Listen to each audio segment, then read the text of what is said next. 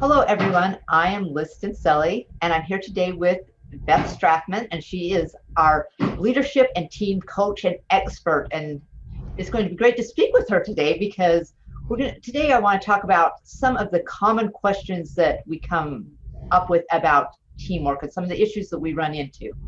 So, Beth, thank you so much for joining me today. Um, I want to start out with how do we get teams to collaborate better, to focus more on what we're trying to accomplish as a team rather than focusing on their individual needs and agendas? Isn't that the truth, though? Because I think a lot of times, we have been indoctrinated to really do a good job ourselves. So we sometimes concentrate too much on what we can do and what we want to do and what we think ought to be done.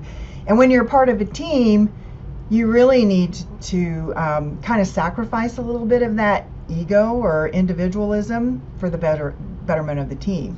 So I think when we're not collaborating as team members, one of the big things to consider or look at with your team is, do they really understand what their purpose is? I mean, it goes to a very fundamental idea of, does this team understand why it exists? Why did we bring these people together? What are we meant to accomplish? And so that leads into understanding what your stakeholders expect of you too. So who are you serving? The work that you do, who does it benefit?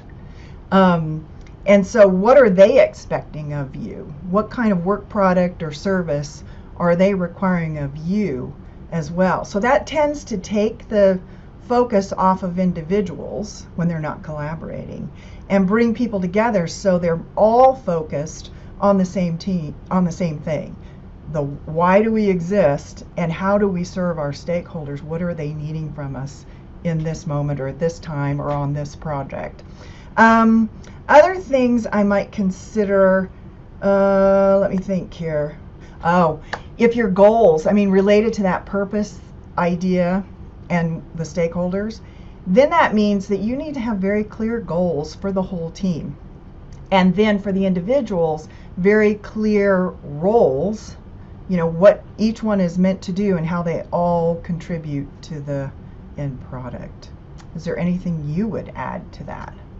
No, I agree with you completely. Creating a shared story where we all know the meaning behind what we're doing, setting clear expectations, so we're kind of all on the same page. But great input there.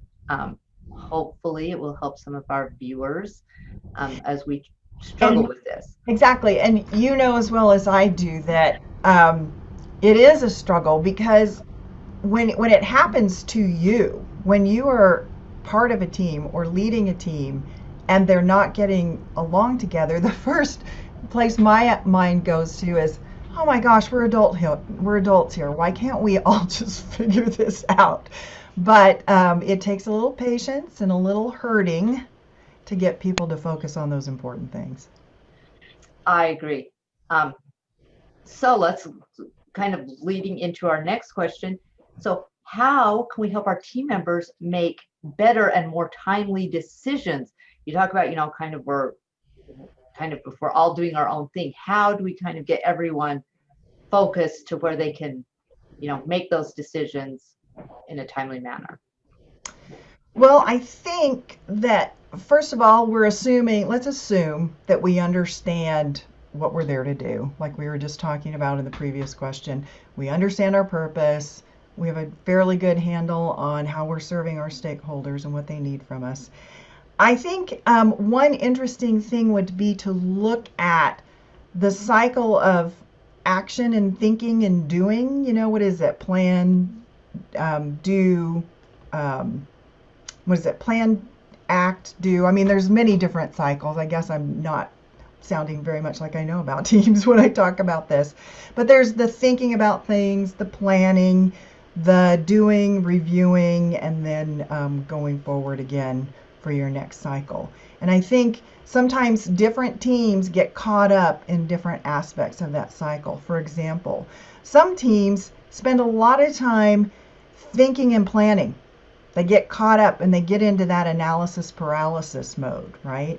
And so their decision making, um, they don't make decisions, and then they don't take action on those decisions so that they can figure out if their decisions actually worked, right? So they get stuck in that first mode of thinking and analyzing. Other teams get stuck between planning and acting, and that puts them in sort of a firefighting mode, right? Where they don't plan enough, perhaps, and they just jump to action because maybe there's urgency or they perceive there's urgency to get things done. So they may have a trouble there. And so anyway, looking at all that cycle, that cycle of how you're deciding things, and acting and thinking about what you did to plan for the next cycle is really important. Can you add clarification? Because I feel like what I just talked about probably was a little convoluted. No, actually, it was very clear. First of all, everyone's on the same page so that we know that all of our decisions are going to be in alignment with each other. Then you kind of touched on, analysis paralysis. The idea of needing to be perfect and being afraid to act before you are sure everything is perfect, hinders any action. So it's kind of, empowering our team members, letting them know that they don't have to be afraid to act before everything is perfect, because we can't spend years trying to perfect something. The time will have come and gone long before we can hit perfection. We want to make sure we have all the information, we have a great plan, but then at some point we've got to move forward. Right. And I think that might be where the concept of, well, I think throughout the whole cycle, the concept of psychological safety comes in. The idea that team members have the belief that they can say what they think or offer different viewpoints or new ideas or ask dumb questions, all those kinds of things, take those risks, and they won't be made fun of or ostracized, because they do that. And I think when you have a team that is not making better decisions or not making timely decisions, that may be a factor. There may be reticence on the part of some or even all of the members of the team that they don't want to risk saying, you know what, hey, we just need to take action on this. Or, hey, I'm not sure about that decision. Here are my concerns about it. Or, hey, I've got this wild idea. If you guys just hear me out, let's see if maybe it's something we want to try. And then having that idea that allows the team to look at things as experiments. Hey, we don't have to go full bore on this. Let's try one little piece of what we're thinking about to see if it floats, So psychological safety, I think, is part of that, in addition to understanding, looking at yourself as a team and understanding where you get hooked up in that whole process. And that's great, because that applies to my next question. Okay. How can we get our teams to generate fresh ideas, new perspectives, to seize new opportunities? Absolutely. And I think psychological safety is a big concept there. And you're seeing it more and more out there, in books and articles and whatnot. And you can't, if people don't feel free, like they can fully participate and contribute, they can bring everything that occurs to them, even if knowing that not all of their ideas are going to be real gems every time, right? But, some of the craziest ideas turn into really great solutions or great ways to serve your customers or your other stakeholders. So fostering that psychological safety is really important, and that has implications for the team leader.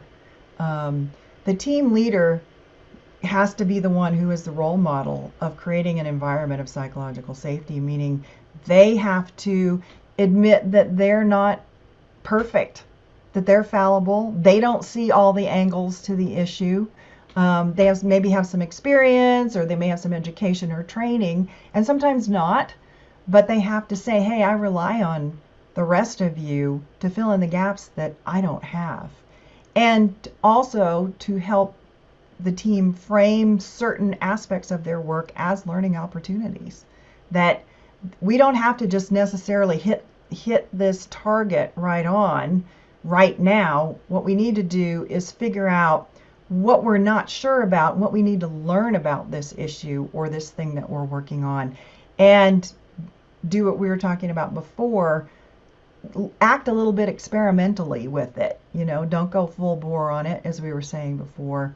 Do a little piece of it to test your assumptions. That's a very legitimate way of, it can move the work forward, but also teach you a lot about what you thought was going to be a good way to move forward. What would you add to that, Liz? So my only input there would be give permission. Make sure that your team understands that, I want you to work on some, formulating some fresh ideas. And you need to allow a little bit of space and time for them to work on those ideas, to research and to think about those things, and kind of, if we have them so focused on, the task at hand, and we don't allow for some time and space for that creativity and thinking outside the box, then we're really, kind of shooting ourselves in the foot. Yes, and to your point too, it goes back to when we were talking about helping the team make better decisions, is not only having team time to think, but also providing time to reflect, right?